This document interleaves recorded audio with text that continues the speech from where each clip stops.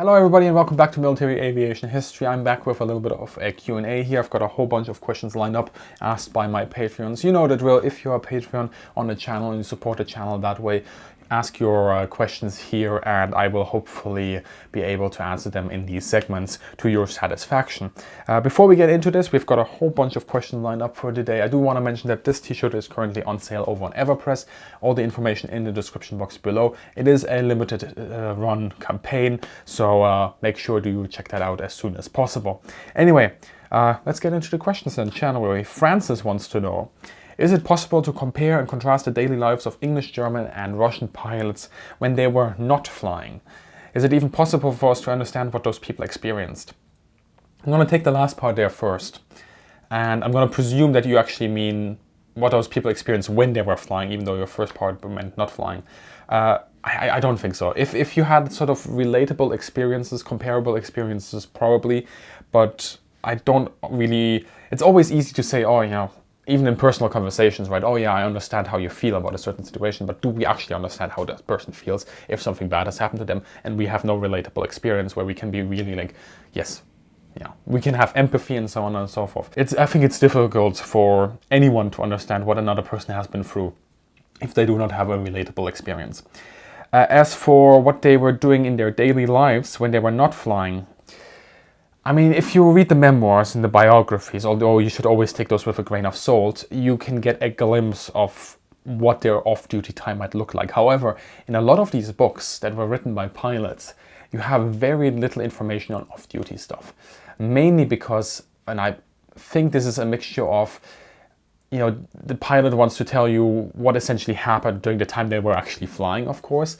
The publisher probably having also a word there saying, you know, all this off-duty stuff that you have written, yeah, maybe it's funny, but who cares? Nobody's interested. They want to see you, talk about you shooting down German aircraft or something like that. So in these memoirs, it's always a question of, what do you actually read? What do you get to hear and what do you not get to hear and why?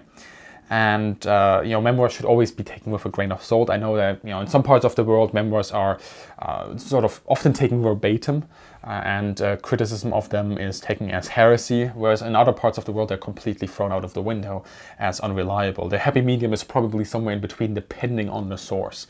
But yeah, that is, I guess, one way of comparing and contrasting the daily lives. You just get the memoirs and have a look at those, or interviews with them, or have a talk with them if they're if you can still have them, because most of them are, well, sadly gone. But what I've sort of glimpsed from the memoirs and so on is that off-duty time is very boring. It seems to be there's nothing to do. They find some excursion to do to the local pub or to the local vineyard or whatever, wherever you are. But there seems to be a lot of boredom, which sort of, is also what you hear about generally, deployments. There's a lot of boredom. Another question here from Francis. Did the Japanese HIN have, so the Ki and the 61, have Italian origins? No. So when the Ki 61 first started appearing, the Allies thought that definitely there was a connection there with either the Italian MC-202 and the German Bf 109. That time it was the E. And in fact, if you look at the MC-202 and you look at the Ki 61, you can definitely see a resemblance. However, the Ki 61 is a 100% Japanese homegrown design. Even in this sort of in the 70s and 80s, maybe even in the 90s, we still in the West had this sort of assumption that a lot of the Japanese planes were sort of knockoffs of Western aircraft, and this is not true. Now, Justin actually wrote a really good article on this. I'm going to be linking it in the description. And it is true that the Japanese initially borrowed heavily from Western designs, American, British, even German. Late 20s, early 30s, there was really a shift happening there, and they were coming with their own designs. Now, Kawasaki, the company that built the Ki 61, they did have a chief aeronautical engineer working for them in the 20s and early 30s called Richard Vogt, and he was German. And it is assumed that maybe some of his design philosophies were kept sort of in the background and permeated into the Ki 61. However, Kawasaki as a company switched during that time. When he left, had switched to radial engines. So they first went with inlines, and then they came out with a lot of designs that had radial engines, and then they jumped with the Ki 61 back to an inline engine. But that's really the only sort of indirect connection you can make to another country there. And also the design was completed long before the licensed production HA40 engine, so the DB601 was actually that agreement was made with Germany. So there's really no connection there to the Italian MC202 or to any other plane. It was a full homegrown design. There we go. Yeah. By the way, Richard Vogt, the German who worked for Kawasaki, after the war he worked for Boeing. So he's been around the world a little bit here. All right, David wants to know, what was the Italian involvement in the Battle of Britain and the subsequent bombing of England? How many and what kind of aircraft were used? How effective were they compared to the Luftwaffe counterparts? Yes, so the famous yet completely unknown Corpo Aereo Italiano. So yes, during the Battle of Britain, the Italians did send a reasonable contingent, proportionally speaking very, very minor. They started arriving sort of the end of September 1914. They didn't really fly offensive mission, although they flew a lot of sort of point defense and patrols around France, but they didn't really fly any offensive mission until sort of mid-end October 1940. They did a lot of bombing, well, a lot. They did some bombing on the southeastern coast of England. So essentially, if you have London, you just look to the east of that. You have cities like Felixstowe, Harwich, Ramsgate, and they were targets for the Italian Air Corps that was sent.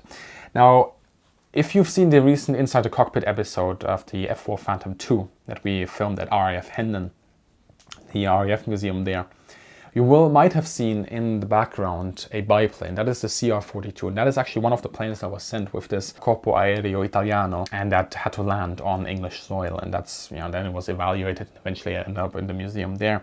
So that's the CR-42. The Italians also sent G-50s and BR-20 bombers. BR-20 bombers, if you don't know them, here they are. And then they sent some auxiliary aircraft as well. Now, all of this stuff was pretty good for the Spanish Civil War, but now we're in 1940, so it's suffering. Now, of course, if a British pilot or an RAF pilot, let's say, is being silly and he underestimates his CR-42, especially defensively, the CR-42 does have some aces up its sleeve, then yes, the CR-42 could do something, but generally speaking, they were obsolescent at this point, maybe even obsolete. You always hear about these one or two instances, where a CR-42 pilot completely outmaneuvered a Spitfire. Yes, it's possible if the Spitfire pilot is being silly, but if not, then there we go. Anyway, the Italians had a lot of problems with their equipment that was being sent over. There were mechanical failure, there were infrastructure problems. I don't believe the Luftwaffe gave them the best airfields, to be honest. There was limited supplies being sent from Italy. There was a very weak sort of organizational structure, apparently. And crucial equipment was missing as well. So I keep on finding information that apparently most of the Italian aircraft that were being sent had no radios.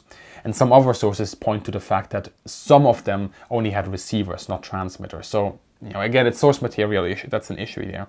But yeah, that's essentially their involvement. They didn't do a lot.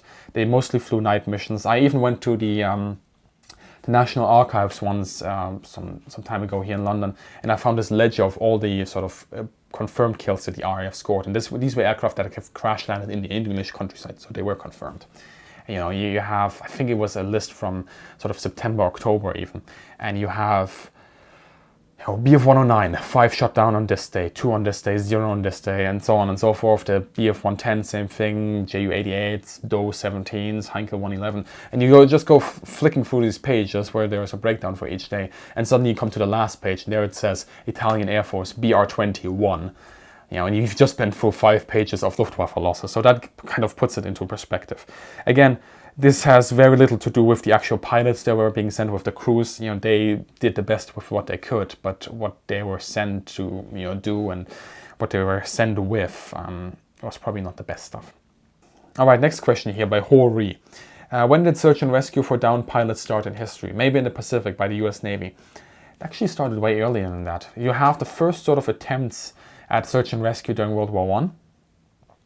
And then during the interwar period, there's a lot of sort of philosophical talk or ideas that are being pushed forward by some people, where they say that we could use aircraft to resupply cut-off troops, or even if there's a natural disaster, resupply cut-off areas of countryside.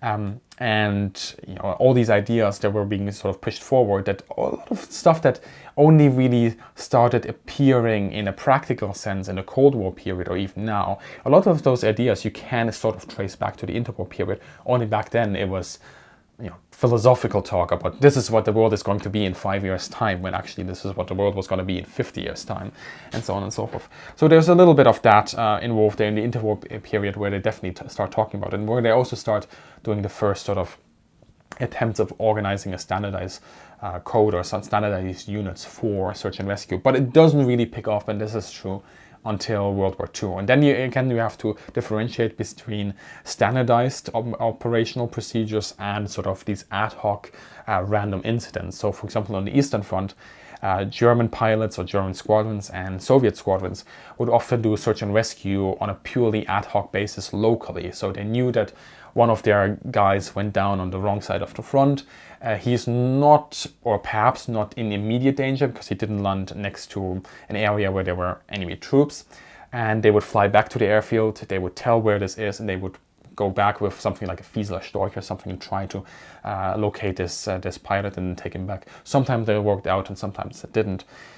However, then you have, for example, the US Navy, of course, and Britain as well, who have a lot more standardized operational procedures when it comes to search and rescue during World War II. So we have the PBY Catalinas, for example, in the Pacific that do a lot of search and rescue. It's not their only job, but they do a lot of it. And then we have the Brits, for example, trying to pick up downed crew members in occupied France by flying something like a Lysander over at night. Doesn't always work, doesn't always have a happy ending, but there you go. There was sort of a standardized procedure in place where you knew that you might get some people back. Not all of them, the vast majority will probably be lost, but you will get some people back. I always felt like maybe the countries that had more of a naval background seemed to be much more interested in search and rescue than countries that were more focused on sort of ground-based combat. The reason why the Japanese didn't do it, as far as I understand it, is because they felt that the resources required to actually get a pilot back outweigh the use of that pilot. So it wasn't a fact of that they didn't value the pilots, they just assumed that if you go down over the ocean, you're lost anyway. There's no, there's very, very, very little chance of getting you back. So that's why the Japanese, for example, didn't do it that much. All right, next question here by Peter. To my knowledge, it seems that the vast majority of the Luftwaffe fighter aircraft were progressively improved versions of just two types. Any thoughts on how aircraft and the aircraft industry may be different from other parts of the arms complex, such as tanks? Well, aircraft are complex. Tanks, yes, there's also parts in tanks that are very complex, absolutely. I'm not going to say anything about that. But aircraft, they're a very small, compact platform, and you have to fit a lot of stuff into them. You have to fit the weapons, you have to fit the engine, you have to fit the hydraulics, you have to fit the electrics, you have to fit a whole list of equipment. You have to make sure that there's somebody is in there that can actually fly it in a reasonable degree of comfort. Fuel tanks, and so on and so forth. So aircraft are incredibly complex, and the amount of skill required to build one is very, very high. Really, if you talk about aircraft production, you should first talk about engine production. Because generally, once a plane is sort of designed to have an engine in mind, it's going to always be using that engine, and it's never really going to shift. Now, there are caveats attached to that, but if you look at the Bf-109s, those went with the DB Daimler-Benz engines. And yes, those engines were upgraded, and the aircraft was made sure that the aircraft could fit that engine, and sometimes you had to make more or less adjustments to it. But that was generally easier than having a completely new engine with a completely new aircraft design and just coming in with that ad hoc, just on a random basis. The Focke-Wulf 190, because the reason why that existed is because it had a completely different engine type that was also being produced or designed and then produced at the time. Spitfires with the Merlins, and then you've got the Yakovlevs with the Klimovs, the Zeros with the Sakai engines, and so on. They always generally stayed with the one engine that they were built with previously, of course, different version of that engine. And yes, we can point at the P-51 switching from the Allison to the Merlin, or even the Focke-Wulf 190 switching from the Radial over then to the Jumo engines at the end of the war. But that was probably, how should I say, that you could fit those engines was probably a lucky side effect, that you didn't have to make many adjustments to the actual aircraft. You could still take the general design of the aircraft as it was. And then really I have a counter question there, and that is, did Germany really need more than 2 types of fighters? That is the question, because Germany was not in the position like like US America and the USA. There was the Navy in the US and the Army Air Force, and they needed 2 different types of aircraft. So obviously they produced more types. The same thing goes with the Japanese, with the Imperial Japanese Navy and the Army Air Service. Again, they needed aircraft for different sort of scenarios. Germany didn't need that. What Germany needed initially was a high-performance air superiority fighter, and they got that with the Bf 109. Had a good climb, had reasonable speed, and it stayed up in the air long enough for what it was required to do. And then later on, we got the Focke-Wulf 190, and that aircraft was a solid machine, a solid platform as well.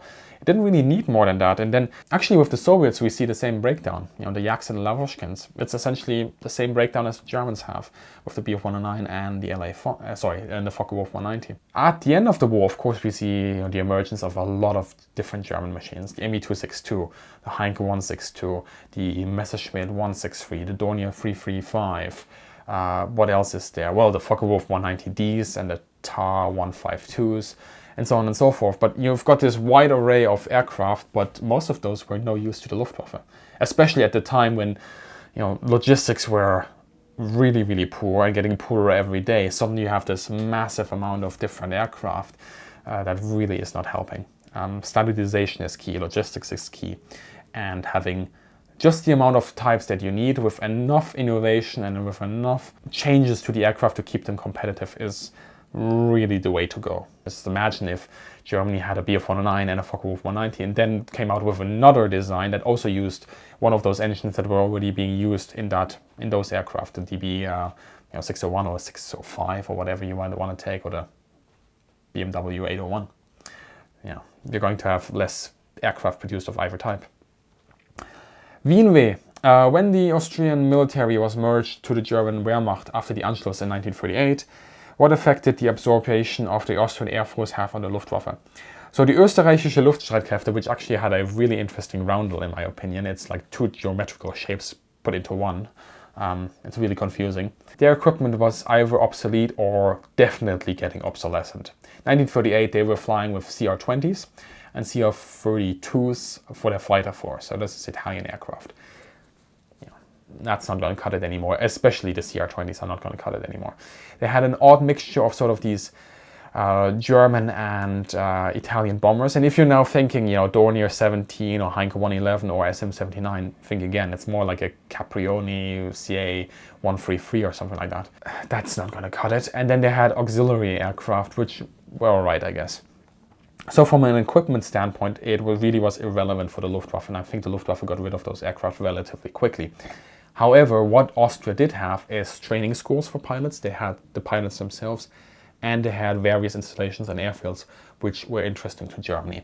So in that sense, the Austrian Air Force did have an impact on the Luftwaffe in that it expanded its scope and its capacities.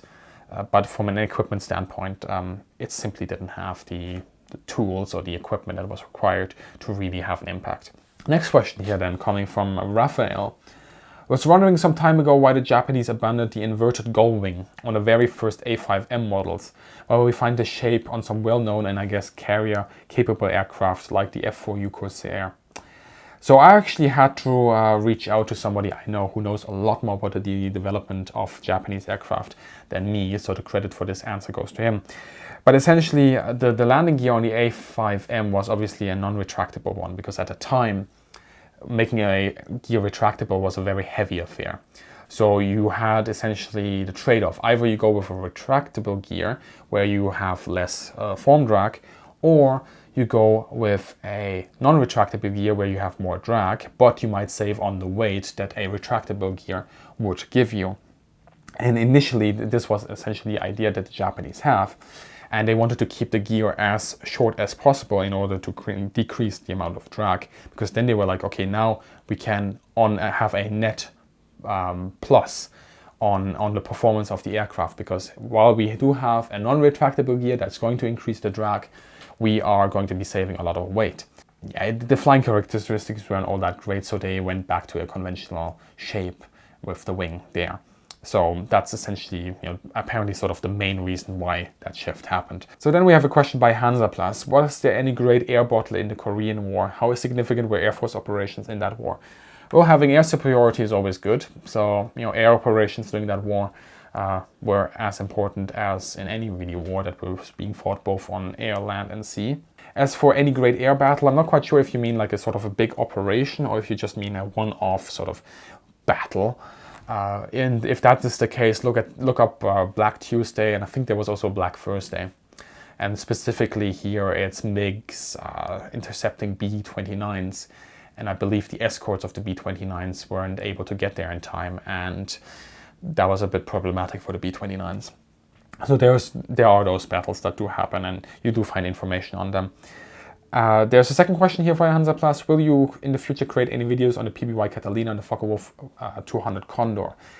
Yes, but it always depends on the availability and I'm able to get, an aircraft. So for Inside the Cockpit, I definitely want to do the Catalina, but first I need to find a Catalina that I can film. Getting into agreement with the museums or the private owners, or, of what can and cannot be done and so on. And usually it's a very fairly straightforward process once you get to know these people, but you always need to sort of build up a level of communication, a level of trust before that. So PBY Catalina, hopefully Inside the Cockpit relatively soon, as soon as I can make it, because I really want to film that aircraft because it's one of my favorite aircraft ever. As for the Condor, well, there is no surviving Condor. And yes, there's one that's being rebuilt, but that is going to still take some time. So I have something else planned for that, which will come out sometime in the future. Okay, then Mensch asks, you have often stated that you dislike one-on-one comparison of planes for a lot of reasons. Yes, I do. Do you feel the same way about engines? If not, are there any World War II engines that you think are particularly good or totally bad? Well, that depends on our definition of what is good and what is bad. What is your metric for good? Is it performance, is it reliability, fuel consumption, serviceability? We've been through this a little bit before in a previous question. Ease of manufacturing, longevity, and so on and so forth. Those are all metrics that when we talk about engines are often forgotten, because what really matters in some of these discussions is how much horsepower does it have, how much manifold pressure does it have, and yeah, that's important, but I think you can compare engines probably to a more reasonable degree than aircraft, but you still have to keep a lot of context in mind. And what is also important really is to remember that the aircraft engines that were, for example, being used during World War II, they didn't operate at the highest possible performance output that was achievable at the time. They worked at the highest possible performance output that was achievable at a time, which did not wreck the engine, which kept the engine running for a long time, which may allowed it to be reused for 50 hours maybe, or even 100 hours. During the interwar period, we have engines that, from a pure performance output standpoint, beat World War II engines hands down when it comes to the overall horsepower. So something like the MC-72. You have an engine that beats the performance output in raw horsepowers of a lot of World War II engines, hands down. But you also know that that engine has been built to such a ridiculous degree that you could never uphold the same sort of manufacturing output if you were using that engine for a World War II aircraft compared to another engine that you were actually producing at the time. Because the amount of care and the amount of tolerances you have to keep in mind, and the amount of just manufacturing skill that is required, it is essentially a one-off engine. And even though it's a really, really strong engine, they only ran it once, I believe, or twice. And then they were like, okay, we're never going to fly this thing again because we're not sure if the engine is going to hold up. Also, they with the MC-72, they did actually break the record that they wanted to break, and by a margin. Of course, you have engines like the BMW 801 or the Sabre that initially, when they get pushed into service, they still have some issues, absolutely, but those got fixed. Some people might mention the Heinke 177, the Greif, having bad engines. The engines were not the problem in the Greif. Yes, everybody's saying, oh, the engines catch on fire. Well, the engines were standard DB601s or 605s. They were just designated DB606 or DB610. The problem was that the engine nacelle and the way the engine were built into the aircraft, that was problematic. It was it was very poorly done, and that really did cause some problems. Actually, if you're interested in engines and in sort of having a look at the whole picture of how an engine works and how you can compare them and contrast them and what to keep in mind when building an engine, just check out Greg's videos. He does some really solid stuff there. Nicholas then.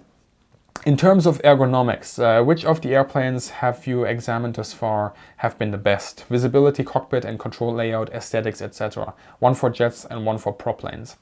Well, for jets, the answer is easy. It's the F5 Tiger II. And that wins hands down. And therefore, really for comfort, that is sort of my gold standard at the time for jets. Obviously, I can't take a jet and then say I'm going to apply that gold standard to prop planes because of World War II or for a completely different era, because that doesn't work. I think the Albatros was relatively good for crew comfort from what I've sat in a World War I aircraft. But for prop planes, really, I'm being drawn to sort of the unconventional type. So I still need to sit in a lot more of them, I think, to give a reasonably good and educated answer on this. But the Bf 108 has been probably the most comfortable so far.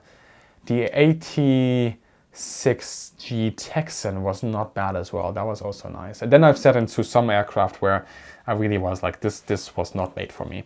But hey, this is another question that you can ask me again in a couple of months' time and my answer might have changed. Okay, so then we go on to Jens. Is there any major difference in quality between the different World War II nations' aircraft armament, especially when comparing similar calibers like 20mm Oerlikon versus MG151-20, 50 cal caliber M2 versus 13mm MG131, and so on and so forth? I'm not a weapons expert, so I can only really give you the broad strokes, but generally speaking, while you do have some stinkers, the early Hispano-Suizas cannons weren't that good. The early Hispanos weren't that good with their jams. The M2 Browning, I'm afraid to say, is not the ideal aircraft weapon, but if you put 6 or 8 of them on your aircraft, you're going to be just fine. It's good for a defensive weapon though. M2 Browning is probably good there. It's still a bit heavy. It's still a bit heavy, even in its lightened version, but it does its jobs relatively well there. But generally speaking, the guns did their work. But you also have to keep in mind the ammo that they fired. So some nations that were stuck with something, rifle caliber ammunition or with something like in the realm of 50 cal, did start adopting explosive bullets in the attempt of giving their aircraft a little bit more oomph. The American planes didn't need that because they had 6 or 8, well, 4, then 6, then sometimes 8 guns, so you didn't really need explosive bullets. You just littered in any aircraft with that. But if you're something like a Japanese Ki-43 and you only have 2 50 cal equivalents, maybe explosive bullets are the way to go. As for one metric that I don't often see mentioned when it comes to comparing weapons is weight. So for example, if I take the 20mm Oerlikon and I take the MG151-20, both are 20mm cannons, and if you would give me the choice, I would go with the MG151-20, absolutely, hands down, especially considering also the ammunition that they fire and the overall performance of that gun. However, I would have to be conscious by the fact that I would now be carrying 80% more weight in one gun, and weight is important in aircraft. So, that is just something to keep in mind. And the same thing goes then, of course, also if sometimes you have guns that maybe aren't ideal for air combat, like something like the MK103 or the MK108, where the overall performance of the gun isn't all that great. It doesn't really make for an easy shooting platform because of the shell arc. But you have ammo that really compensates for that. And if they hit hard. And that's all you need at the end of the day. So there we go. That's it's as with everything, it's a question about trade-offs, and at the end of the day, do you have a net profit or a net loss with the configuration that you have? That's really what you have to look at when you make these comparisons. But yeah, that I think rounds up for today. I hope you guys enjoyed it, and if you did, please consider supporting the channel over Patreon, asking and submitting your own questions. Make sure you check out the link for the t-shirt down below. And as always, I hope you guys have a great day, good hunting, and see you in the sky.